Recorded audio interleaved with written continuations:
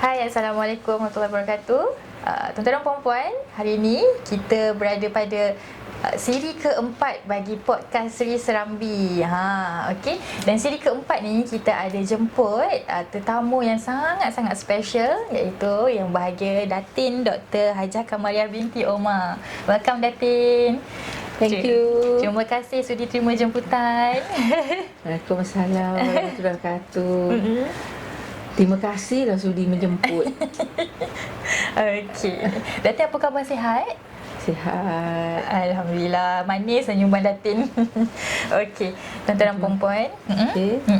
So, tuan-tuan dan puan-puan, untuk podcast Seri Serambi kita bagi siri yang keempat ini, okey, dengan tajuk Majikan Kiriman Tuhan, ya Datin. Catchy kan tajuk tu kan. Selalu kita dengar drama kan, suami kiriman Tuhan, isteri kiriman Tuhan kan. So kali ni kita buat tajuk podcast Seri Serambi kita, Datin, Majikan Kiriman Tuhan.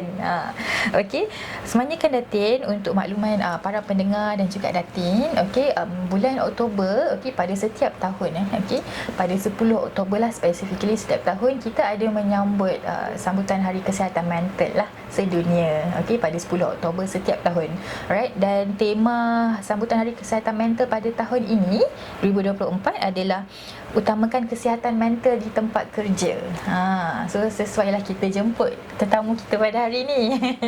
Okey Datin. Alright, so untuk pengetahuan semua para pendengar, okey, tetamu yang kita jemput, tetamu istimewa kita jemput ni, right, seperti yang saya maklumkan tadi, yang berbahagia Datin Dr. Hajah Kamariah binti Omar merupakan Timbalan Pengarah Kesihatan Pergigian untuk Negeri Selangor. Betul Datin Betul. Alhamdulillah. Panggil Datin je lah, yang nama penuh. Baik Datin. Okey, betul, singkatnya senang kan. Okey.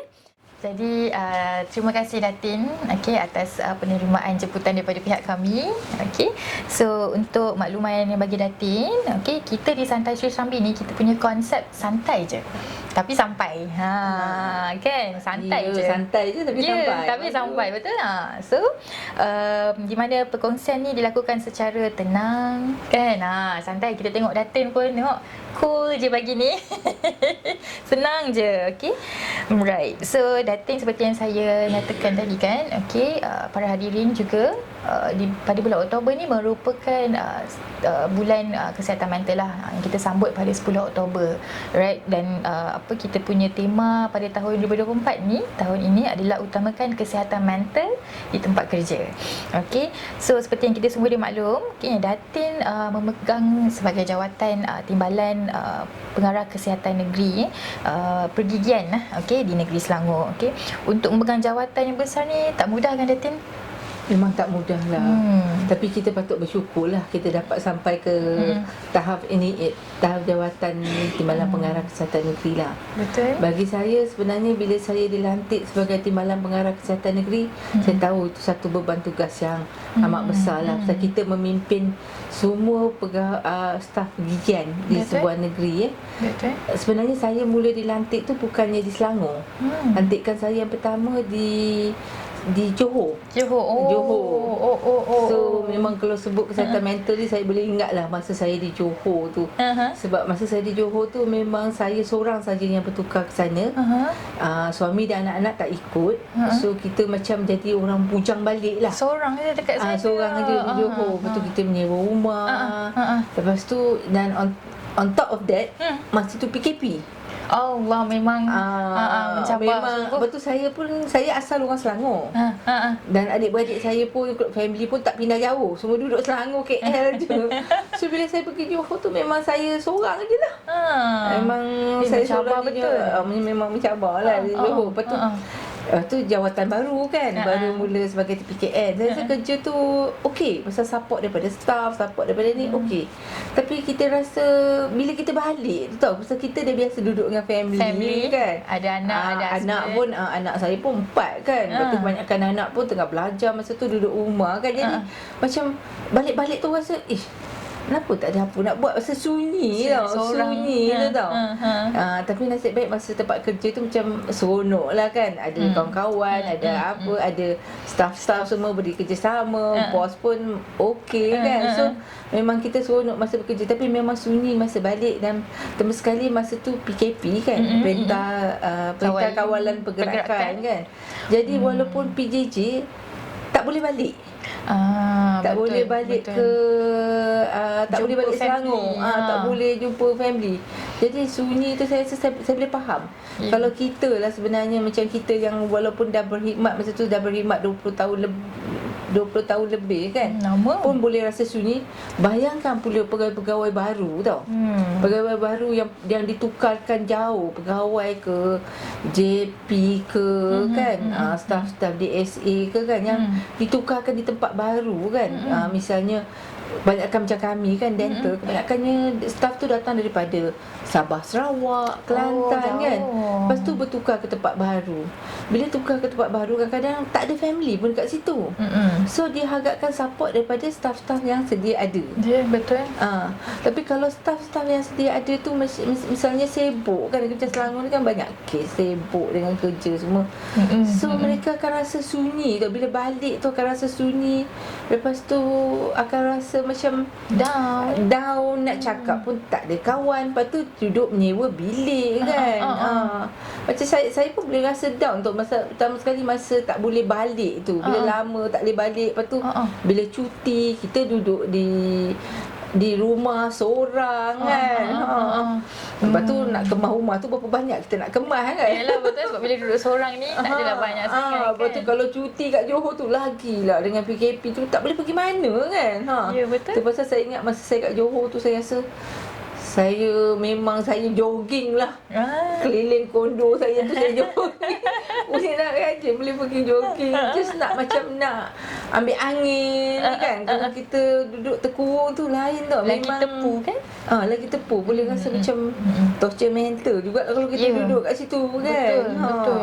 Betul tu Datin. Mencabar Dahlah waktu PKP kita tak boleh nak balik berjumpa keluarga. Kita tak boleh keluar.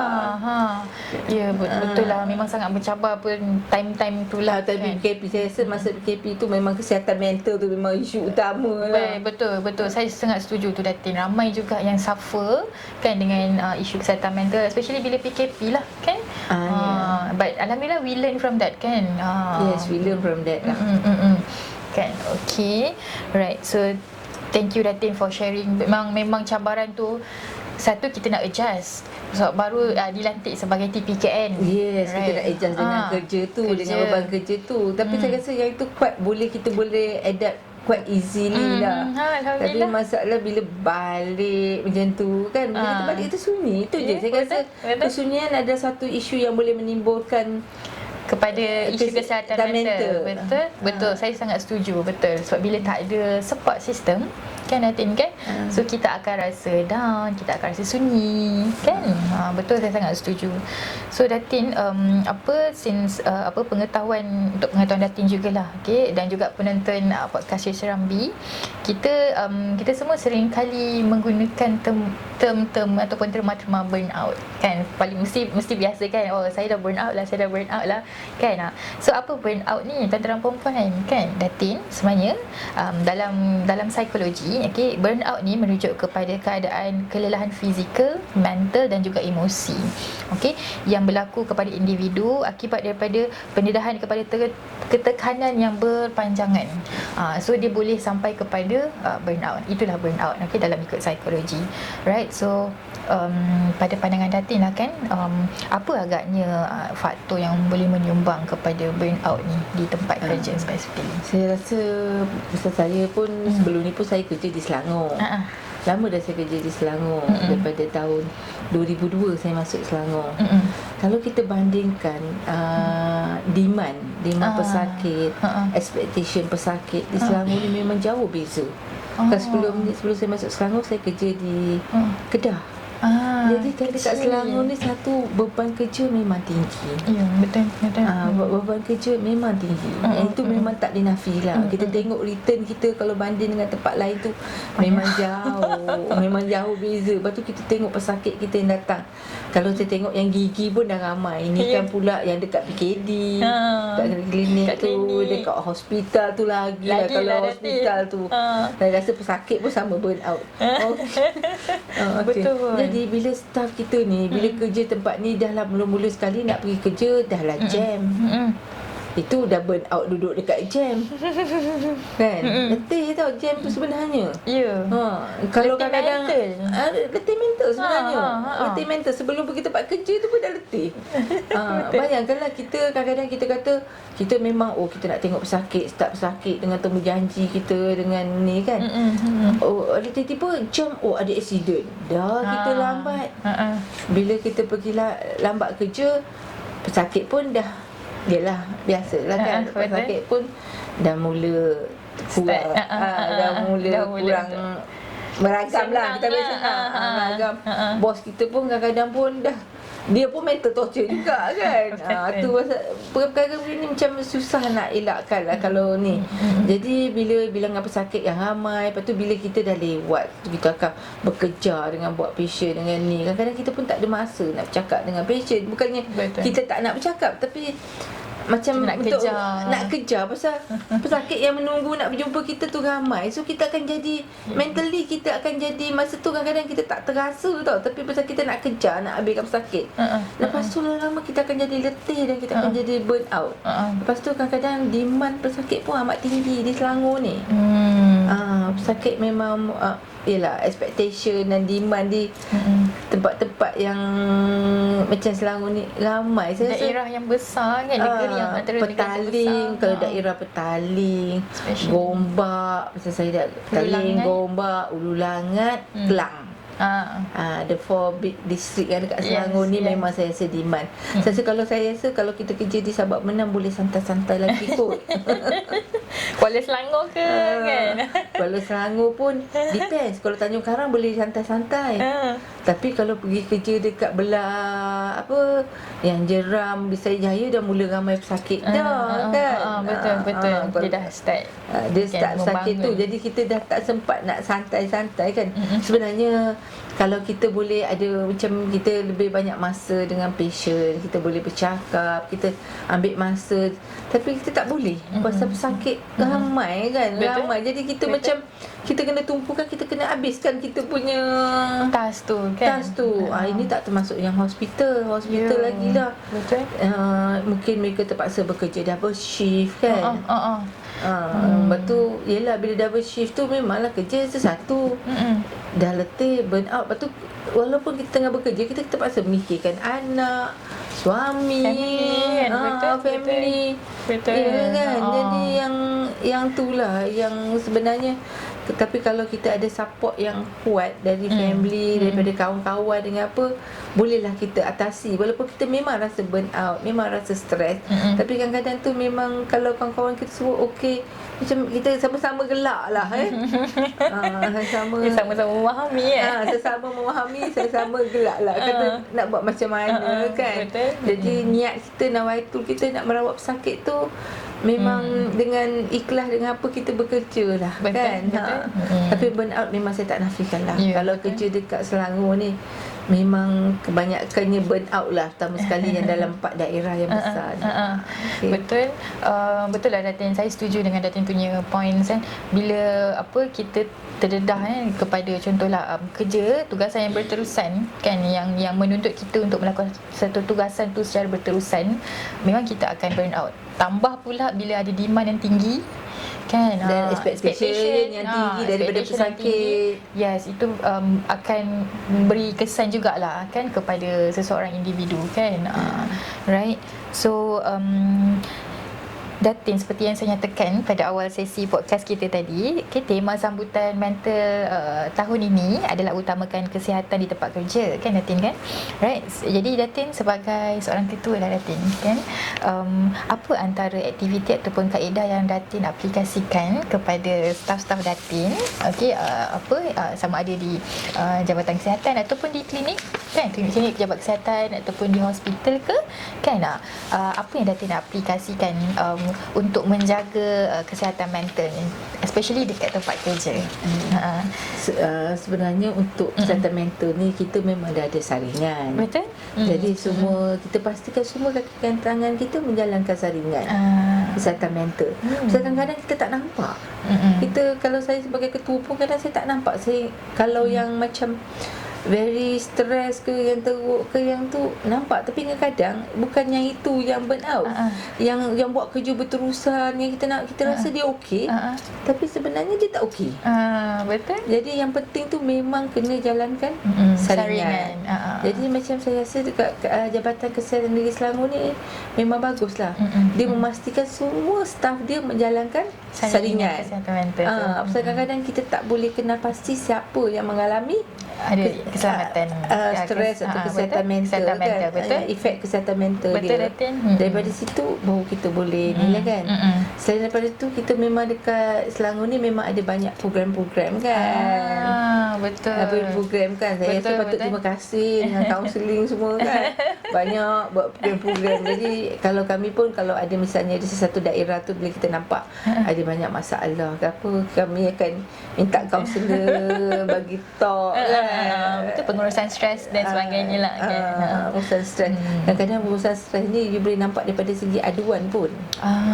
Aduan yang kita terima tu pun kita boleh tengok tau. Macam gaya staff ni bercakap pun dah macam lain. Mungkin dia dah burn out, dia dah stres kerja, kan. Kan. Kadang-kadang tu daripada segi aduan kita boleh nampak kalau ada yang bermasalah, kan. Kesihatan mental ni, kan. Betul tu Datin. Betul, bagus juga. Actually ini mungkin adalah antara aplikasi-aplikasi yang sangat bagus yang Datin apply sebagai seorang ketua, iaitu dengan menjalankan saringan, kan. Sebab melalui saringan ni kita boleh tahu sama ada seseorang individu itu ada mengalami isu kesihatan mental ataupun tidak, which is satu approach yang sangat baik lah, kan. Dan selain daripada mengarahkan ataupun mencadangkan staff untuk menghadiri beberapa program yang berkaitan dengan selain daripada kerja lah, maksudnya ini added values, kan, yang boleh mereka apply to themselves, kan, melalui program-program, taklimat-taklimat, kursus dan sebagainya, kan. Okay, menarik sangat, which is benda tu sangat-sangat bagus. Selain daripada staff dapat menguruskan tekanan ataupun menguruskan isu kesihatan mental, whatever issues, ia juga dapat develop, kan, dan dapat develop value kepada staff-staff tu, kan. I think so far harap staff boleh dapat macam they have the strength, tu cara ataupun dia akan bagi dia cara macam mana untuk mengatasi masalah stres. Betul. Masalah stres. Saya rasa banyak yang tok-tok tu dia akan ajar kita macam mana untuk mengatasi, cara untuk mengurangkan stres. Betul. Menguruskan tekanan dan menguruskan stres. Betul. Right. So Datin, macam kita sedia maklum lah, kan, Datin adalah TPKN Pergigian, right. Kita semua kan memang disarankan Datin untuk menjaga kesihatan gigi, kan. Satu hari 2 kali kita kena gosok gigi, kan Datin. Pagi dan petang. So pentingnya penjagaan gigi ni supaya dia dapat mengelakkan daripada caries teeth, kan, plaque, kan, yang boleh merosakkan gigi. Itu untuk penjagaan gigi tau Datin, kan. Tapi pada pandangan Datin, okey, apakah antara elemen-elemen penting yang kita perlu titik beratkan untuk menjaga kesihatan mental pula? Pandangan Datin. Bagi untuk pergigian lah kita start. Pergigian dia selalu ada ingat hari jadi, ingat doktor gigi. Itu adalah apa? Tagline ke macam mana? Tagline dia. Memang ingat hari jadi, ingat doktor gigi. So dia menggalakkan untuk pergi buat pemeriksaan gigi. Setiap tahun lah, kan. Setiap tahun. So saya rasa kena tambah tagline kot. Ingat hari jadi, ingat buat saringan mental. Ingat kaunselor. Atau nak ingat kaunselor ke? Boleh juga, mungkin lepas cek gigi buat saringan. Betul. So at least memang setahun sekali kita buat saringan lah untuk mental. Saya rasa perlulah saya rasa. Betul. Perlulah saya supaya orang lebih cakna kan berkenaan dapatkan rawatan kesihatan mental ni. Tapi saya rasa saringan mental ni saya rasa semua staff kena buat kan. Betul. Semua staff kena buat kan. Semua kena buat. So yang itu wajib kan. Untuk saringan mental memang wajib. Betul. Untuk pemeriksaan gigi belum lagi. Dia kata itu pasal kita kata ingat hari jadi, ingat doktor gigi. Ingat doktor gigi. Keci hujung tu. Ada EE belakang tu. Okey. Bagi saya lah, ini lain daripada tu. Bagi saya kan untuk menandangi masalah kesihatan mental ni, saya rasa kita kena ada aktiviti sendirilah. Untuk everybody dia mesti ada apa yang dia suka buat. Kan dia tak boleh concentrate dekat kerja satu je kan. Satu je, dia mesti ada apa-apa aktiviti, hobi ke yang dia minat. Macam saya sebenarnya saya suka membaca. Saya suka membaca biografi. Yang macam pemimpin lepas ke apa. Saya suka baca, tapi sekarang ni tengah banyak kerja memang tak dan lah. Memang tak sempat lah. Jadi yang selain daripada tu, biasalah yang kita beragama Islam kan, kita akan baca Quran. Betul. So kita akan mengamalkan kadang-kadang pergi masjid tu menenangkan. Betul.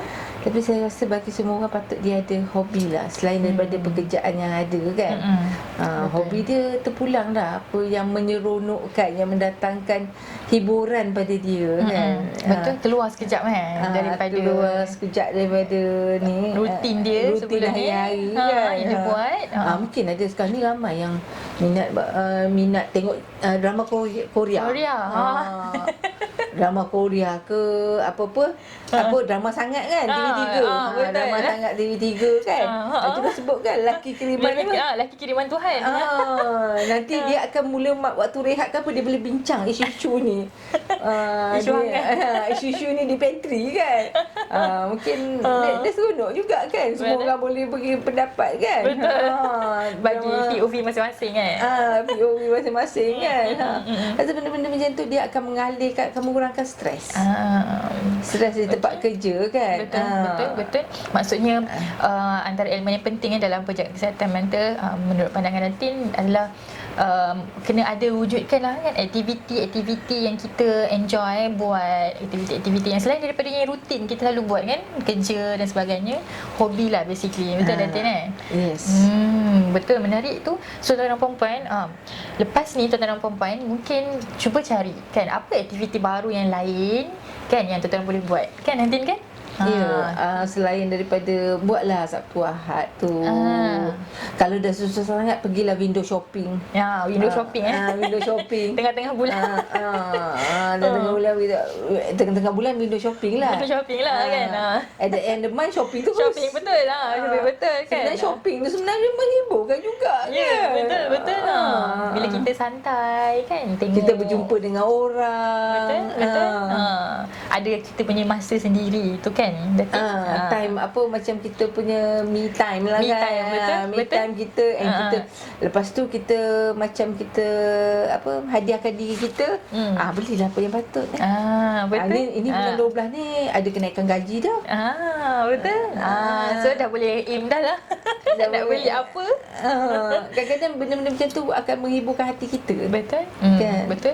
Yalah, sebab sekali-sekala kan, sebab kita all this while kita buat kerja ataupun kita jalankan rutin kita, macam contoh sebagai seorang ibu, sebagai seorang isteri kan, suami, pekerja ataupun staff kan, tapi somehow kita lupa kan, kita lupa diri kita sendiri. Betul. So kita kena ada me time dan kita kena reward diri kita sendiri. Betul lah. So lepas ni tuan-tuan perempuan, yang mana yang belum pernah reward diri tu, please reward. Yes, please go and get reward for yourself. Yes, you are getting berapa?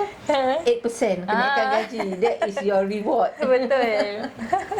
Okay, so begitu jugalah macam macam saya cakap lah sebelum ni kan, memang sangat penting lah untuk kita mendapatkan kita panggil dia rawatan, ataupun penting jugalah untuk kita somehow kita kita dah banyak spend ataupun fokus kita kepada orang sekeliling, but ada masa kita perlu wujudkan untuk ourselves jugalah, kan Datin, kan?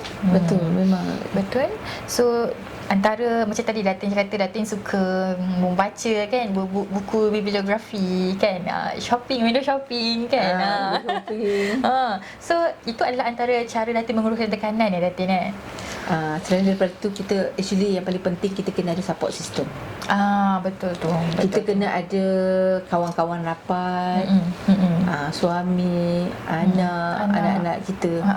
So that kita boleh bercerita. Betul. Sebenarnya bila kita dah ceritakan apa yang menyebabkan, apa yang berlaku di hari tu lah, misalnya if something that is unpleasant yang berlaku kan, yang unpleasant, kadang-kadang kita tak boleh, kadang-kadang tu pesakit tu, pihak pesakit ni pun kadang-kadang dia ada masalah apa, kadang masalah dia tu jadi menyebabkan dia marah ke, kan, meninggikan suara ke, kecewa kan? Kecewa ke, kan. Dan ada juga yang kerja hospital kan, mungkin kita telah bercuba bersungguh-sungguh buat ratu rawatan, mungkin kita pun rasa macam sedih kan kadang kan, dengan mungkin ada melibatkan kematian pesakit ke. Betul. So kita akan terasa tau. Betul. So kadang-kadang tu yang paling ni, kita pergi bercerita je. Kita cakap aja dengan orang. Bila kita cakap, saya rasa separuh daripada tu, beban tu dah hilang. Lega kan Datin, kan? Lega. Jadi macam dia bukanlah kita nak burukkan, tak ada, kita just cerita je apa yang berlaku yang tu. Saya rasa separuh daripada beban tu dah hilang daripada diri kita kan. Betul. Kalau kena yang very supportive, itu tak apa. Benda ni memang tak dijangka kan. Memang all of us, saya rasa semua staff kita, we do our best. Betul. For the patient. Betul. Okay, we do our best, we try our best kan. Tapi kadang-kadang ada benda-benda yang tidak dijangka berlaku. Jadi yang itu akan menimbulkan stres pada kita. Kepada kita lah. Stres, sedih. Ada setengah orang tu dia macam, dia boleh tangani sendiri tau. Dia macam dia sedih, lepas tu dia okey kan. Tapi ada tu macam dia jadi lama tau kat dalam tu kan. Dalam diri dia. So kalau dia boleh bercakap dengan kawan-kawan dia ke, dengan suami dia ke, anak dia, jangan pendam. The keyword is jangan pendam. You need to talk. Betul. So kalau dia boleh bercakap ke, sembang, cerita kan. Tapi kawan-kawan tu pun kena dah supportive kan. Ya, betul. Jangan kawan tu boleh kutuk dia balik. Itu tak boleh lah. Tambah dah stres lagi, tambah dua kali ganda stresnya kan. Jadi kita pun kena pandai lah cari kawan yang kita boleh percaya dan bercakap. Saya rasa ada je. Betul. Bukan semua orang akan mengalami situasi yang sama, tekan ni. Betul Datin. Sebenarnya sokongan kan Datin memang sangat membantulah kita bila dalam menguruskan tekanan ni. Sebab bila ada tulang belakang ni, tak kisahlah siapa pun kan, keluarga, rakan-rakan kan. Dan untuk pengetahuan Datin kan, contohlah sebab kadang-kadang ada je orang kata, saya tak ada support system tu, keluarga tak ada, kawan pun tak ada nak berkawan dengan saya. Siapa cakap kita ada je bantuan tu. Untuk pengetahuan Datin dan hadirin sekalian, KKM ada satu talian Hill Datin. Talian Hill. 15555. Yang ini saya pun tak tahu. Itu yang kita nak share. Sebenarnya ada satu talian di bawah Kementerian Kesihatan Malaysia, iaitu NCMH. Dia ada mengadakan satu talian ni, help with empathy. Itu kita punya tagline lah. Talian Hill ni, siapa-siapa yang mengalami krisis, go and call them. Yang jawab tu adalah pegawai psikologi juga Datin. Talian tu beroperasi setiap hari termasuk public holiday, 8 pagi sehingga 12.30 malam. Rasa macam tak ada siapa nak mendengar you, so now boleh call talian tu. Okey lah, so sekarang ni kita tahu kalau dah tak ada kawan, dah tak ada siapa nak bercakap, carilah pegawai kaunseling. Betul. Boleh je call talian tu. Talian tu ataupun sesiapalah kawan-kawan kan yang kita rasa selesa untuk kita berkongsi. Dan kita berkongsilah kita punya emosi. Sebab bila kita berkongsi krisis emosi kita akan rasa lega kan. Dan saya pegang Datin punya point tadi, jangan pendam kan. Memang jangan pendam. Kalau pendam ataupun kita bottle up, Kan? Dia akan makan diri kita balik. Betul, sangat setuju Datin. So tuan-tuan dan puan-puan, uruskanlah your emotions, kan, whatever crisis yang tuan-tuan dan puan alami, berceritalah dengan orang yang tuan-tuan dan puan percaya. Okay. So Datin, actually kan Datin, sedar tak sedar sebenarnya kita dah sampai penghujung sesi podcast ni Datin. Tak puas rasa nak borak kan Datin. Okay. So Datin, sebagai penghujung acara lah bagi sesi podcast ni kan, boleh ke Datin kongsikan mungkin sedikit nasihat ataupun pesanan Datin kepada semua individu di luar sana, okay, untuk menjaga kesihatan mental. Apa you punya nasihat ataupun pesanan lah kepada individu di luar sana? Okey, untuk akhir lah sekali, saya kata yang mula-mula sekali, jangan mengelak daripada mendapat saringan. Buat saringan. Betul. Ya. Ambil masa buat saringan tu. Jika ada masalah, kita hadapilah. Betul. Ya. Tak ada masalah. Kalau perlu bantuan, kita akan rujuk pada pegawai kaunseling kan. Tapi untuk saya, bagi individu yang pertama sekali, memang kita tak nafikan datang kerja di Selangor ni memang ramai yang terkejut pun ada. Workload tinggi workload tinggi. Saya pernah hadapi lah pegawai yang datang daripada Pantai Timur kan, mana workload kan, workload tinggi kat sini. Lepas tu kadang-kadang tak ada keluarga. So jika ada program macam tu, first thing, ceklah kawan. Betul. Ceklah kawan. Lepas tu kena adapt. Kena adapt dengan situasi semasa, kena adapt.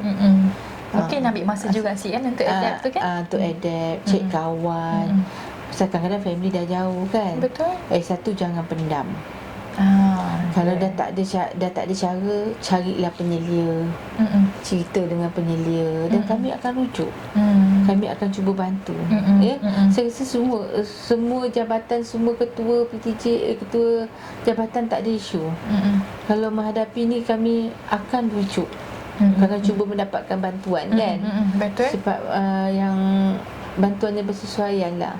Dan seperti kata keyword tu, jangan pendam. Betul. Jangan pendam. Please uruskan emosi kan. Ingat pesanan Datin kan. InsyaAllah bila uruskan emosi dengan baik, InsyaAllah sejahtera lah kan individu itu. Betul tak Datin? Ya, kalau kita pun di tempat kerja, kita nak semua orang happy-happy kerja kan. Betul. Semangat nak datang kerja kan. Betul.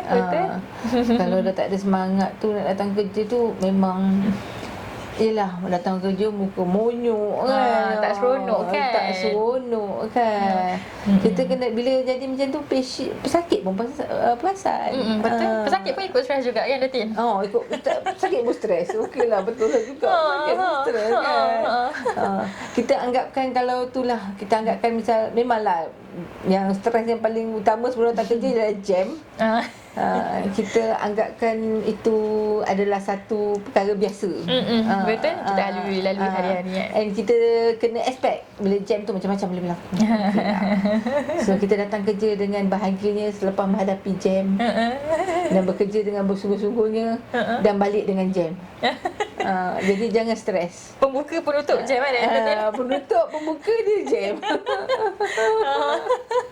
Betul kan? Betul. Puan datang kerja kan? Betul. Jam kan? Penutup pembuka dia jam. Betul. Jadi kita hadapi masa jam tu dengarlah lagu ke apa ke. Happy-happy. Betul. So bila kita datang kerja, kita enjoy. Kalau kita sendiri enjoy, saya rasa kita boleh menandai masalah kesihatan mental. Betul. Setuju. Betul. So tuan-tuan dan puan-puan, itulah pesanan daripada Datin kan tadi kan, uruslah tekanan tu dengan baik. Alright. Tak ada individu yang tiada tekanan. Alright. Dan I would say that tekanan tu is very normal untuk semua orang mengalaminya kan. Jangan pendam kan. Sebab kata tadi saya sangat Jangan setuju. pendam. Ya, betul. Bila you pendam, seek help. Yes, betul. Seek help. Dapatkan bantuan, kita banyak bantuan sekeliling. Cari saja. Dan yang paling mudah untuk dapatkan bantuan kan Datin, di klinik kesihatan berdekatan tuan-tuan dan puan-puan je. Kan berjumpa doktor, berjumpa dengan kaunselor. Dan insya-Allah kami boleh bantu tuan-tuan dan puan-puan lah. Right. So Datin, thank you so much for your time, Datin. And thank you so much for your invitation. Alright, no problem, Datin. So kita sangat-sangat beruntung mengundang Datin sebagai tetamu kehormat kita pada hari ini. Dan itulah macam saya cakap tadi lah, tak puas rasa nak borak dengan Datin kan. So insyaAllah tuan-tuan dan puan-puan, dengan ini tamatlah sudah sesi podcast Sri Serambi bagi siri yang keempat, okay, dengan tajuk Majikan Kiriman Tuhan. So sehingga berjumpa lagi pada sesi podcast siri yang kelima, tajuk yang menarik akan menanti tuan-tuan dan puan-puan kan, dan tetamu istimewa yang menarik juga. So tuan-tuan dan puan-puan, sehingga berjumpa lagi. Okay, Datin. Bye. Bye. Assalamualaikum.